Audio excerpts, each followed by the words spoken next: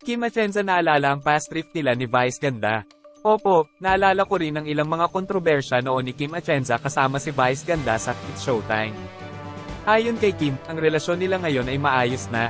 Noong panahon na naglipat siya sa GMA, may mga isyo dahil sa kanyang mga pahayag sa social media. Isa sa mga ito ay ang pagbati niya kay Director John Prats nang maging bagong direktor ito ng programa. Bagamat hindi ito naging masamang intensyon, maling ini-interpret ito ng iba.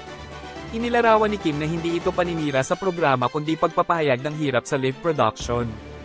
Nagkaroon din sila ng hindi pagkakaunawaan ni Vice Ganda dahil sa simpleng "I love you" post ni Kim para kay Karine. Ngunit naayos na rin ang lahat. Naalala ko rin ang mga kontrobersya noon sa pagitan ni Kim Atienza at Vice Ganda. Sa isang panayam kay Kim Atienza ni Ogie Diaz, inilinaw niya ang mga isyu na kanyang nasangkot noong panahon ng It's Showtime.